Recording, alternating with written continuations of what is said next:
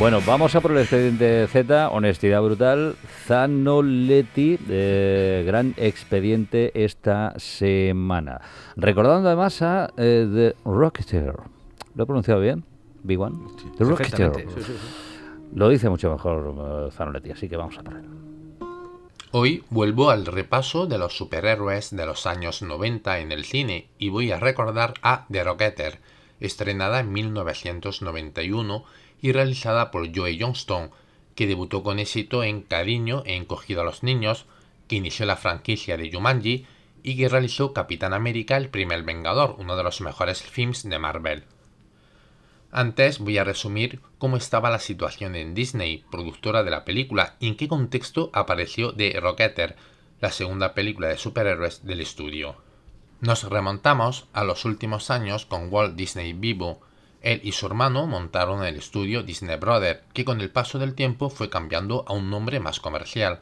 Sin embargo, Walt le hace una jugarreta a Roy, patenta su propio nombre a la espalda de su hermano, lo que parece algo egocéntrico lleva detrás un problema empresarial, ya que el estudio se llamaba igual, Walt Disney, de modo que Walt se podría estar haciendo con un bocado económico que también pertenecería a su hermano Roy.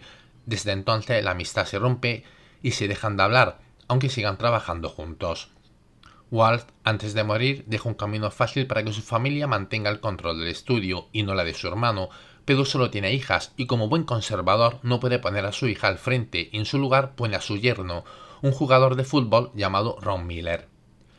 Accionistas, ejecutivos, productores y demás empleados de la compañía no comprenden por qué alguien de fuera y sin experiencia toma un puesto para el que no está preparado cuando hay empleados solventes en el estudio.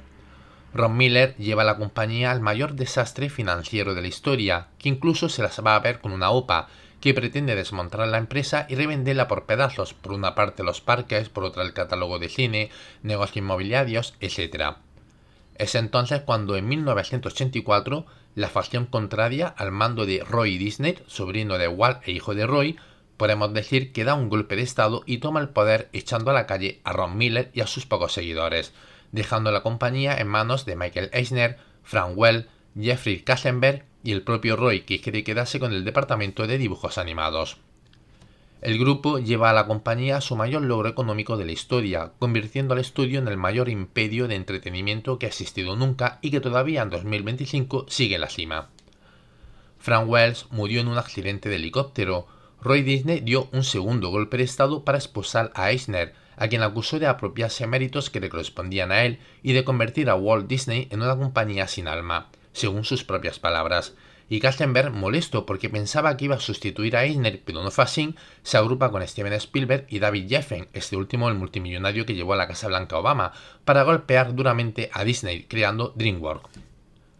De esta línea temporal voy a rememorar la etapa donde estuvo al frente Ron Miller, el jugador de fútbol. Miller se flipó con la Guerra de las Galaxias y llegó a unas conclusiones que van a ser la base del programa que va a seguir el estudio, ese que lo va a llevar al mayor desastre financiero. Lo resumo a continuación.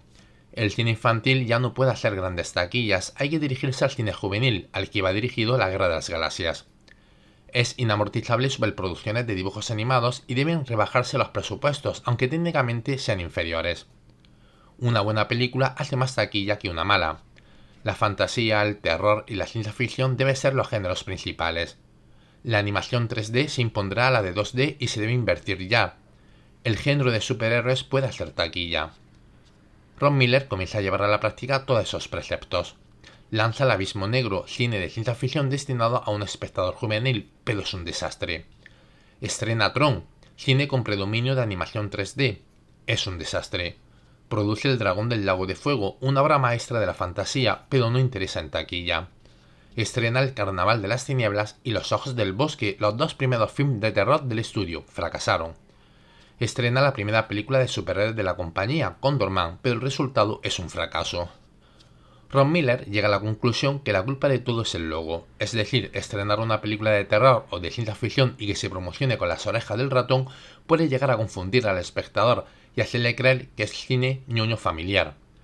Y crea un sello para estrenar cine Disney sin que nadie sepa que es cine Disney, llamado Touchstone, que nace en 1984, y debuta con la película 1, 2, 3 Splash, y es un éxito espectacular y sin precedentes, pero ya es tarde para Miller, acaba de perder su puesto y es expulsado. En esta vorágine empresarial y de cambios en la compañía surge The Rocketeer, proyecto que se inició en 1983. La serie de cómics comenzó a publicarse en 1982, creada por Dave Stevens, y en 1986 presentó una novela gráfica que planteaba el origen del personaje y que se hizo con el Kirby Howard. El cómic está basado en el serial Comando Cody, muy popular en los años 50 y protagonizado por un hombre cohete. The Rocketeer también es un homenaje al género pulp y a obras como Dos Savalle y La Sombra. Sin embargo, el proyecto se ralentizó por diferencias entre los creadores y el nuevo productor de Disney, Michael Eisner, que estaba en desacuerdo con el diseño del personaje y el casting, y la producción se extendió hasta 1990, que tuvo de bueno que pudieron sumarse al proyecto la industria Light & Magic y el supervisor de animación Wes Takasaki, este último responsable de productos como Los Goonies, los 3 films de Regreso al Futuro, Tom Gunn, Star Trek 4 o Indiana Jones y la Última Cruzada, entre otros éxitos. Y es que es el trabajo de estos últimos, además de su banda sonora, lo que más destaca de The Rocketeer. Aunque la película fue avalada por la crítica, se convirtió en un desastre de taquilla. Con celeridad, Disney canceló la trilogía que estaba prevista y la línea de juguetes relacionadas con la licencia. A Disney jamás le importó la película, el propósito de sus nuevos productores era explotar una línea de juguetes basada en el personaje, pero nunca confiaron en un cine de superhéroes. La película se alejó de la obra original y fue limpiada de cualquier aspecto políticamente incorrecto, como cambiar a la protagonista original del cómic, un homenaje a Betty Page, que escandalizó a Disney. El resultado final fue tan familiar que incluso Jeff Katzenberg sacó la película del sello Touchstone para estrenarla bajo el sello Disney para potenciar la línea de juguetes infantiles que estaban ideando. La película sigue una trama idéntica a la que vamos a ver en otros films de origen pulp como La Sombra o El Hombre Enmascarado, todos enmarcados en el mismo contexto social, político y temporal, que se puede resumir del siguiente modo. El malo malísimo quiere hacerse con un arma para dársela o vendérsela a los fascistas y que puedan hacerse con el mundo, y el bueno buenísimo es capaz de sacrificarse para impedirlo. Pero el protagonista tiene unas peculiaridades que lo diferencian del resto de superhéroes. La primera, que se convierte en héroe por accidente, no se trata de ninguna redención ni venganza. Además, cuando descubre el potencial del artefacto, su propósito es amortizarlo económicamente, nunca usarlo para hacer el bien. Por último, cuando debe enfrentarse a los malos, decide contarlo todo al FBI para que sean ellos los que se enfrenten a los malos, solo que la cosa no le sale bien y se ve obligado a luchar. El antagonista se mueve por ideales y todo lo que hace no es por dinero, ni porque esté loco, sino porque cree que el fascismo es el modelo ideal para el mundo. El malo contrata a un malvado gángster para que le ayude, pero cuando este asesino descubre que el malo es un nazi, lanza la siguiente reflexión: no soy honrado, pero soy americano. Porque no importa que seas un asesino, un ladrón o un estafador, si votas al partido correcto, entonces eres patriota y todo se te perdona. La idea de la frase procede de la obra maestra Manos Peligrosas, donde unos comunistas encargan un trabajo a un gángster y cuando éste descubre lo que son, lanza una misma idea: no soy honrado, pero soy americano. Esto me da pie a hacer unos comentarios referidos a la guerra cultural durante los años 30 y compararla con la actual, y mostrar que las cosas cambian muy poco. En el cine y la literatura pulp, los malos siempre eran los orientales. Fue causa de la revolución de Xinjiang y posterior guerra civil china, donde se fue imponiendo el Partido Comunista y se abrió el camino a poner fin a la colonización de Occidente. Hollywood vendió sus incidentes como algo muy malo. La no presencia de Occidente en China podría provocar que los chinos invadieran el mundo, pero estaba la extrema derecha para parar esa invasión. Era pura guerra cultural. De ese modo, nacieron villanos como Ming o Fu Manchu, dispuestos a conquistar el mundo. Sin embargo, se descubrió tarde que el verdadero peligro para Occidente no procedía de China, sino del fascismo, y rápidamente la guerra cultural giró y desaparecieron los malvados chinos para que todos los villanos fueran fascistas.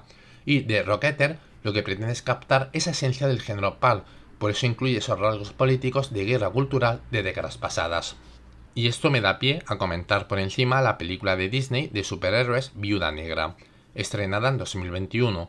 El malo, malísimo, tiene tatuado los nudillos, en plan La Noche del Cazador, a Karl Marx, y se presenta a Cuba como el gran peligro actual en el mundo. Una vez más, el peligro en Europa no llegó de Cuba, sino del fascismo ruso. Como se ve, los errores intencionados se repiten constantemente.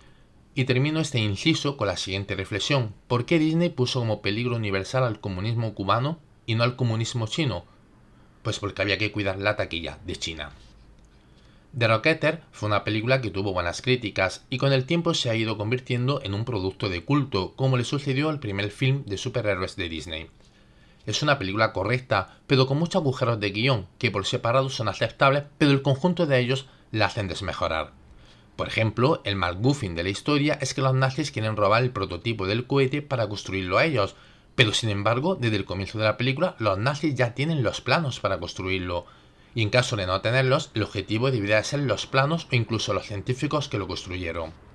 Otro agujero es el protagonista desarmado y con el cohete, y rodeado de 30 tipos que le apuntan, y el gángster le dice que si no le da el cohete, matan a su novia, pero que les impide pegarle 2 tiros al protagonista y quitarle el cohete. Y así otros tantos agujeros que probablemente sean causa de los productores intentando infantilizar un film que adapta un cómic para adultos. Del mismo modo, hay secuencias que son obras maestras, como todas en las que aparece Rocketeer. Menciona la primera aparición, que es para enmarcar y verla en bucle, que se la debemos a la industria Lane Mayer de George Lucas y al supervisor Wes Takahashi.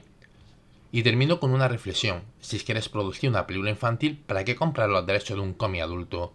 Y mira 6 personajes de cómic infantiles para comprar. Supongo que el propósito era de atraer al espectador adulto pensando que va a haber una historia adulta y a la vez atraer al espectador infantil. Al final, el film se quedó en tierra de nadie y esa prepotencia de los productores se vio reflejada en la taquilla. Sí, señor. Expediente Z, gran expediente. El folio de Ortega, añadido. Nunca me ha llegado Rocketeer, siempre me ha parecido como el Iron Man de Hacendado. Así que no me interesa. Durísimas declaraciones, ¿eh? Sergi, ¿algo de matizarle al folio de Ortega? Si sale Betty Page, ahí estoy yo, Page. Total. Page total. ¿Y Javier? Yo esta película es otra de las que he hablado muchas veces que por temas generacionales a mí la verdad que me gusta. No es verdad que una película que creo que la he visto una vez nada más, pero también es verdad que en aquella época pues este tipo de películas sí la veías porque era muy eso. Pero es verdad que se quedó como en tierra de nadie, nunca llegó a tener luego ni mucho éxito, ni nadie se acordó de ella. Y es verdad